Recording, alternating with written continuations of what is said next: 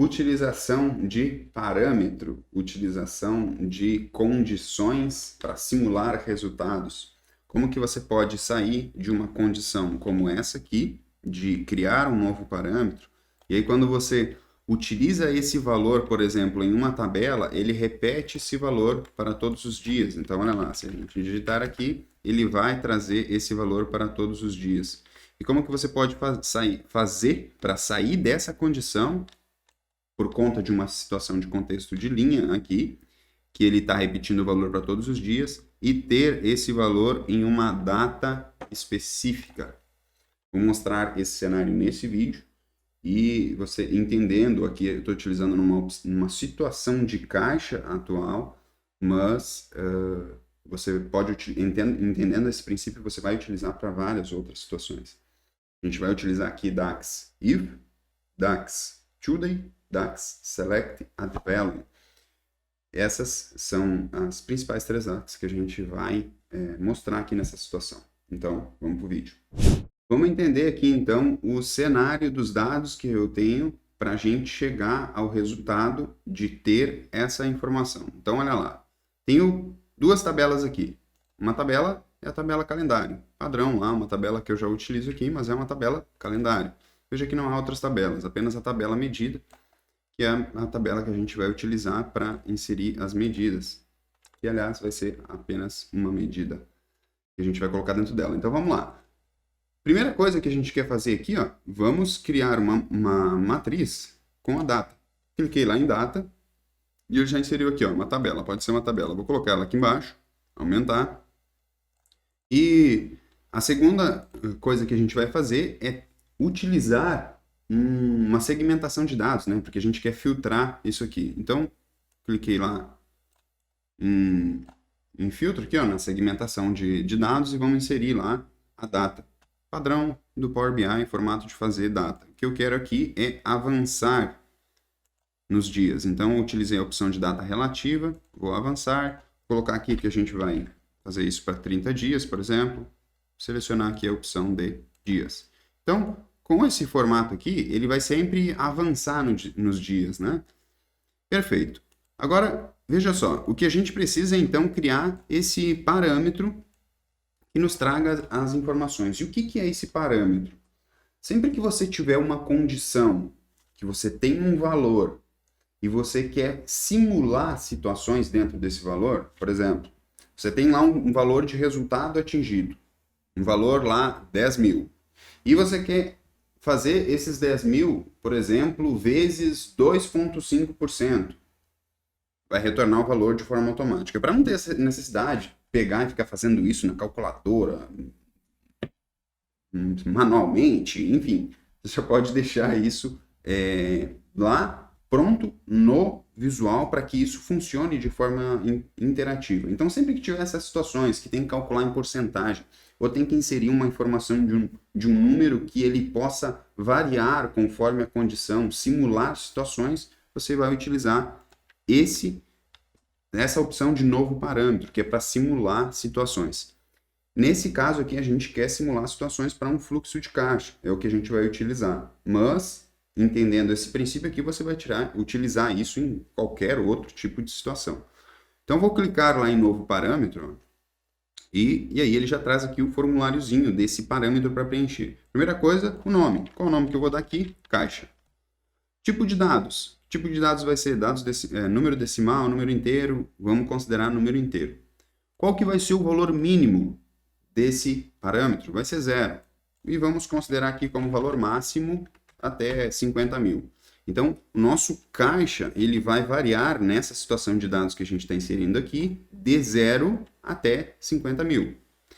Agora, de quanto em quanto que ele vai variar? Vai ser de 1 em 1, de 0, 1, 2, ou eu quero aqui de 100 em 100. Então, o caixa vai variar de 0 em 100, mais 100, que no caso vai ser 200, então ele vai variar sempre de 100 em 100. E o padrão aqui vai ser 0. Então, vou clicar em OK e ele já vai inserir aqui o visual com essa informação. Então, olha lá, ele já inseriu aqui um visual.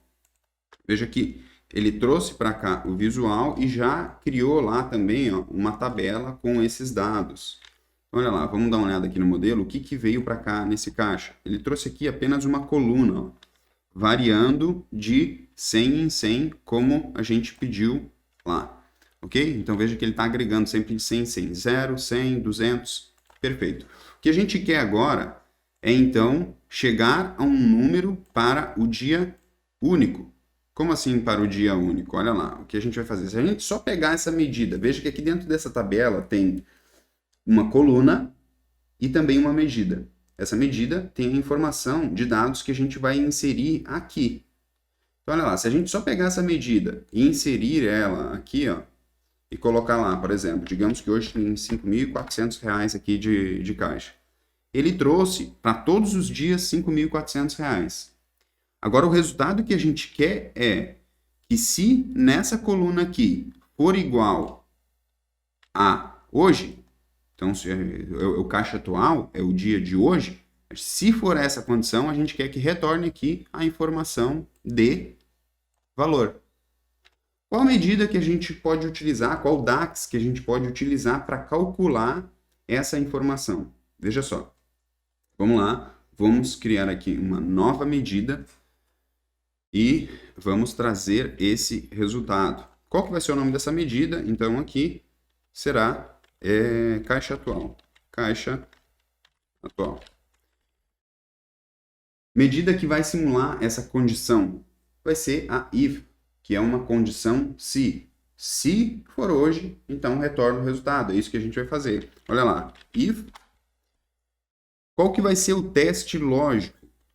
A gente tem que, de alguma forma, selecionar a data mínima aqui para ele já trazer esse resultado. Então, se a mínima data que estiver nessa coluna for hoje, retorna aqui o resultado. Então, a gente vai utilizar aqui a min. Então, vou utilizar a DAX-min e vou selecionar o campo da data. Qual que é esse campo? É o campo data da tabela calendário. Então, olha lá, data. Selecionei o campo data da tabela calendário, fechei parênteses da DAX-min. Agora, a gente tem que determinar essa condição. Se a data mínima for igual a hoje, então, como que é hoje lá em inglês, aqui no DAX, vai ser today.